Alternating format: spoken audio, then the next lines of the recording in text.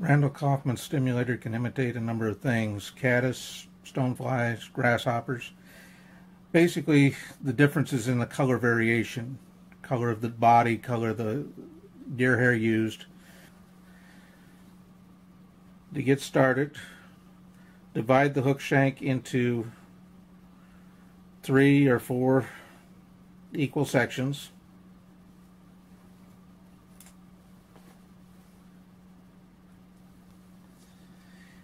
And start about somewhere around 1/4 to 1/3 of the way back. What you're going to be doing is leaving enough room to tie in the wing and the head. Most stimulator patterns call for deer hair. In the smaller sizes, I actually prefer yearling elk. Using a hair stacker, stack the hair or the tail, and realize that the tail on a stimulator is relatively short.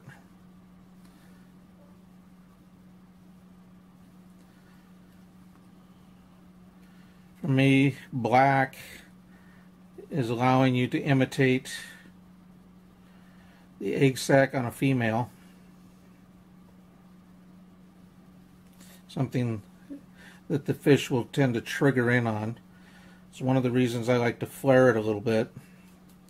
The other reason is that as you tie in the deer hair and tie in the body, what will happen is that it will begin to mat down the hair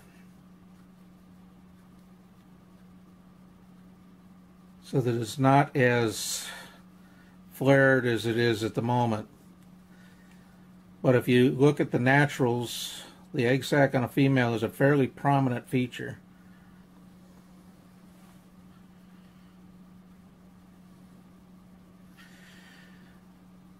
If you want to look at it this way, and it's actually pretty true, the body and wing on a stimulator is really an elongated elk hair caddis.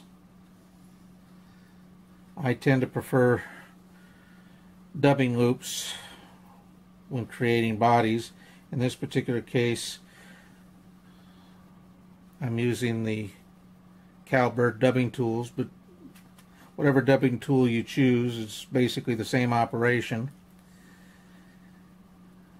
I think dubbing loops give you a fuzzier body, and in the case of the stimulator, particularly when trying to emulate a Tara narcissus, if you look at the stonefly adults, you'll find that the body is actually fairly flat and wide rather than narrow and skinny. So the more that you can emulate that breadth, that width of the body, the more it'll strike the fish, or at least the more it should strike the fish as a natural, a food source.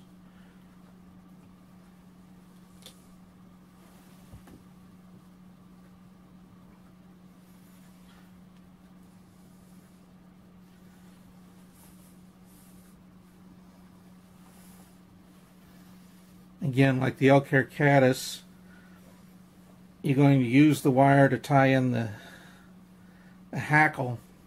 So you don't want to really go behind or put much behind the wire.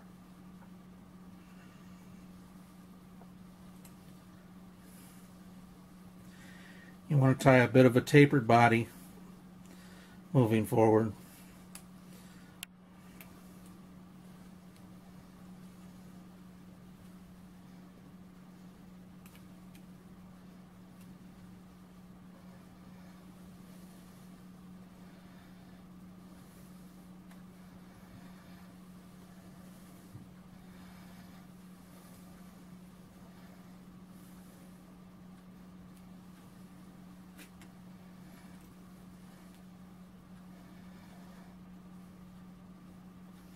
Now, just like the elk hair caddis, tie in your hackle in front of the body rather than to the rear of the body. Make one full wrap and then palmer it back.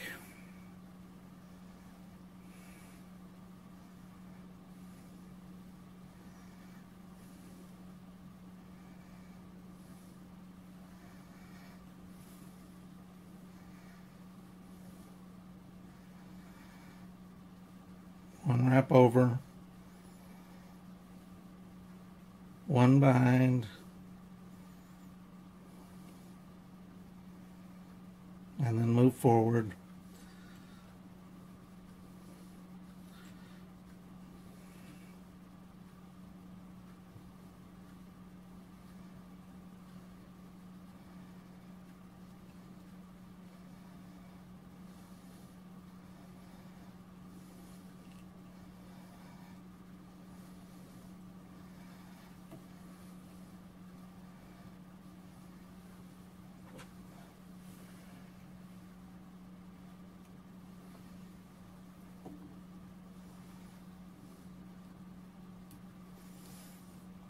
You don't have to put any glue, flex cement back here. I tend to, just out of an overabundance of caution.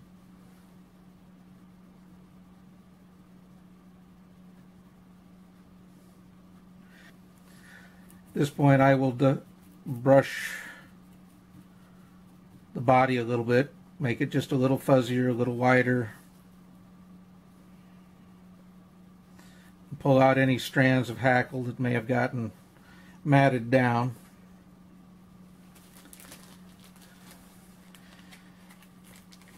Just like we did with the elk hair caddis, you're going to take Krystal flash. In this particular case, I use 2 strands on a size 8 and just fold it up. Just enough. What you're trying to do is create a certain flash to give off the impression of a fluttering wing.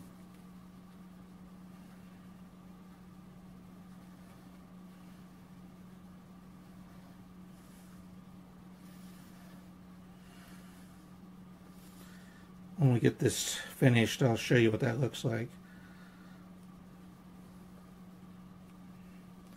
Trim them off so that you're more or less even with the tail, maybe just extending a little bit beyond. One of the reasons I use deer hair for these larger flies is the fact that elk hair is a little bit difficult to find in straight enough, large enough sizes for a 3x long hook. In sizes like 8s and 6 and sometimes even 10s.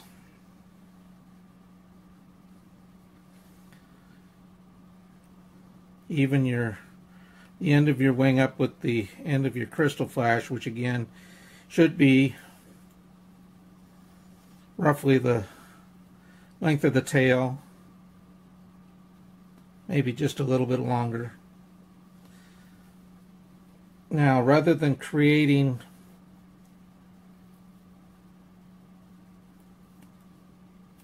a head like you do on the elk hair caddis, what you want to do is create a bit of a tapered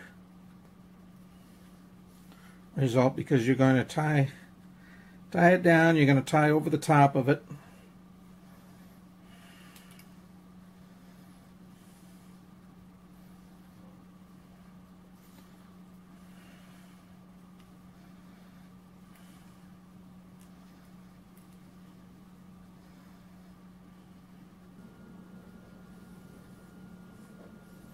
And if you put flex cement no other place, this is the place to apply it. You want to glue those butt ends together.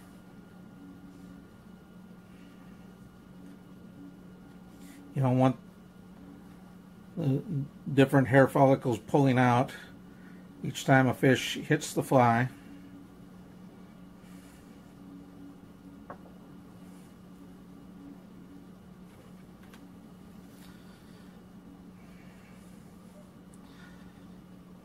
On this one I'll use the same color Hackle that I used on to rib the body.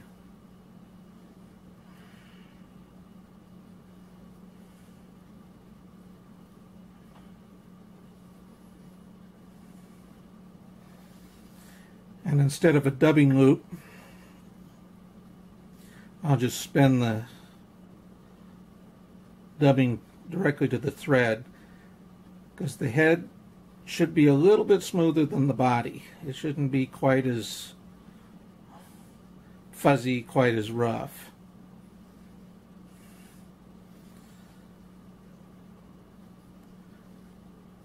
What you want to do is go behind the hackle at least once. What you're looking to do is blend the body with the head. You don't want big dip in there.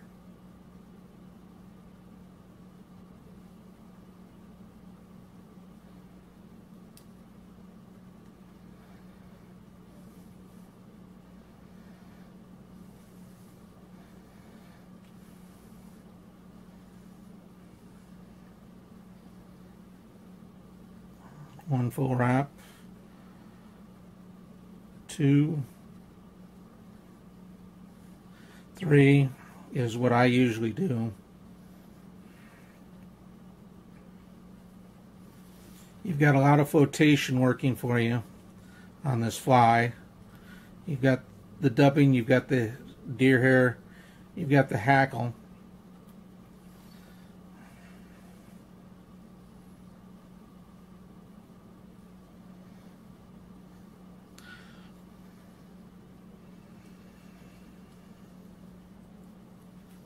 Pull the hackle back and build a little bit of a head.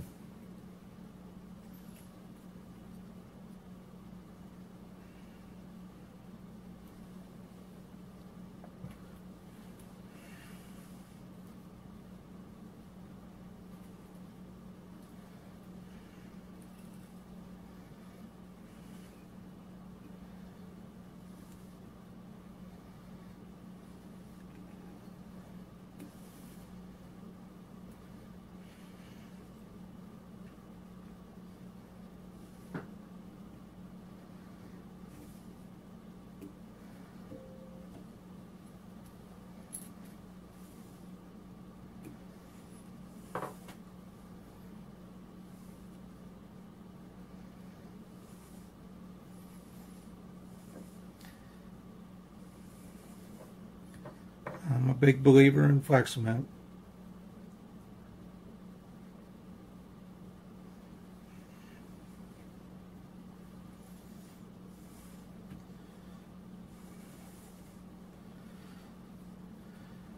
What angle should you have the wing? What size should you have the hackle? Etc., etc. Those are all things that you can work out for yourself. But one of the things I like about the Krystal Flash, particularly against the black wing, is how it sparkles, gives the impression that it's fluttering.